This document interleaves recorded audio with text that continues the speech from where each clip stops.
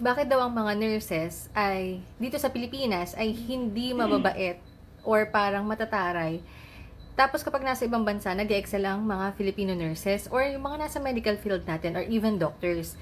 Parang dito nakalagay, "Excuse me, sir, are you Filipino?" Parang palabas ata ito sa Netflix. Tapos ang natuwa sila kasi hinanap nila yung Filipino. Natuwa sila na may Pilipino na nurse na nandun.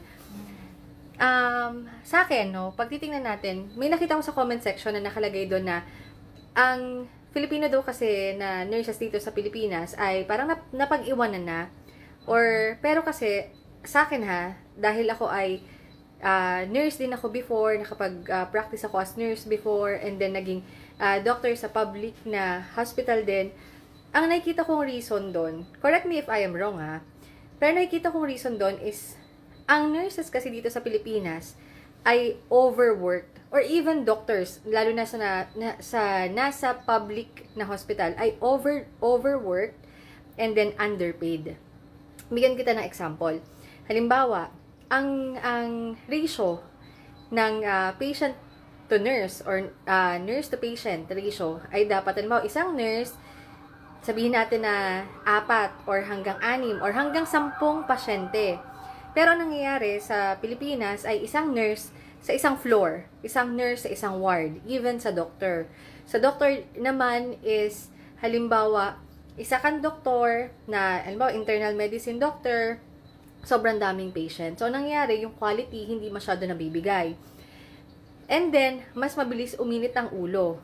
Kasi, para siyang ganito, halimbawa ako si nurse, tapos isang ward yung pasyente ko, lalapit sa yung relative, nurse, pengi naman tubig. Nurse, papa-microwave ko lang yung pagkain ko. Or, nurse, tumae kasi yung pasyente, ganyan.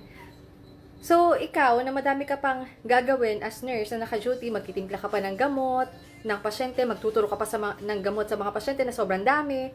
Tapos, mag-charting ka pa. So, nangyayari, sa dami ng iyong ginagawa, overwork ka, kailangan pang chartingan yon. Pag hindi mo na chartingan, hindi ka uuwi ng tama sa oras. Tapos, ang salary mo, sobrang liit. So, anong nangyari? Pagod na pagod ka na as a person, tapos, hindi pa kulang or kulang pa yung binibigay sa'yo. Ganun din halimbawa sa doctor or sa iba pang nasa medical field na mga tao or personnel. Kaya siguro sila nagiging ganun kasi overwork na sila, underpaid pa. Imagine mo na lang kung halimbawa, overwork ka pero sobrang laki ng compensation. Girl, kahit siguro pagod na ako kung mabibigyan ka ng tamang money or compensation for that, magiging ka pa rin mabait. So, kapag ang nurse or ang doctor or ang medical personnel ay nalipat sa ibang bansa na tama yung trabaho nila, hindi sila overworked, at halimbawa, nabibigyan din sila ng enough compensation for that girl. Sobrang sipag, sobrang caring ng Filipino, at nakikita yan ng iba. Kaya siguro, napansin dun sa movie or series na ito, na kapag Pilipino ang nilapitan nila, papansinin sila at aasikasuhin sila. Kasi, magagaling ang mga Pilipino.